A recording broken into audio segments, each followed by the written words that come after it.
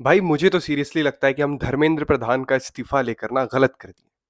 क्योंकि अभी लगातार आप देख सकते हो कि हो क्या रहा है देश में। पेपर लीक के खिलाफ प्रदर्शन करते वक्त जब सोनम वांगचुक अपने भूख हड़ताल पर बैठे थे, पूरे देश में पेपर लीक के खिलाफ लोग सड़क पर प्रदर्शन कर रहे थे। और तब महाराष्ट्र की TET paper leak, Uttarakhand examination paper leak, उसके बाद कल उड़ीसा की मेडिकल पीजी की पेपर लीक हो गई। मतलब संसद में यह बिल पास होने के बाद कि 10 करोड़ रुपए का जुर्माना लगेगा, 10 साल जेल की सजा सुनाई जाएगी, उसके बाद भी लोग धड़ल्ले से पेपर लीक कर रहे हैं। और इस पेपर लीक से जूझ कौन रहा है? स्टूडेंट्स। तो हम किसी भी politician, we can't blame the politicians only. मुझे ऐसा लगता है कि सिर्फ एजुकेशन मिनिस्टर का इस्तीफा लेने से अब ये मुद्दा सुधरने वाला नहीं है। कुछ लोग ऐसे बैठे हैं जो दीमक की तरह पूरे एजुकेशन सिस्टम को खोखला करते जा रहे हैं।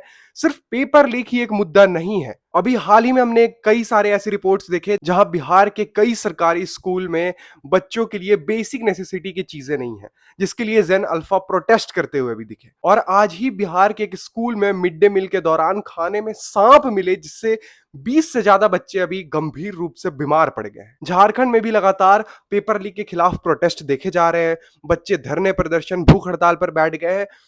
भारत का शायद ही कोई राज्य ऐसा बचा हो जो एजुकेशन सिस्टम के मामले में डंके की चोट पर यह कह सके कि भैया हमारे यहाँ की एजुकेशन में कोई खामियां नहीं है।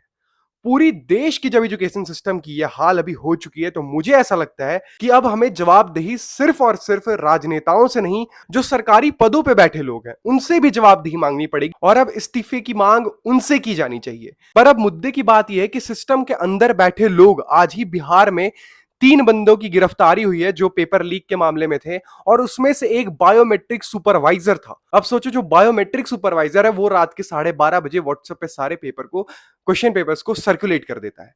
सिस्टम के अंदर जो बैठे लोग हैं उनकी भी अब जवाबदेही है। अब हमें उनसे भी जवाब तलब करना पड़ेगा। तो ज्यादा से ज्यादा इस वीडियो को शेयर करो और उन स्टूडेंट्स तक पहुंचाओ जो लगातार झारखंड में और भी देश के अन्य राज्यों में प्रोटेस्ट कर रहे हैं कि अब जवाबदेही सिर्फ राजनेताओं, सिर्फ पॉलिटिशियंस की नहीं है, सिस्टम के अंदर बैठे इन दीमकों की भी है।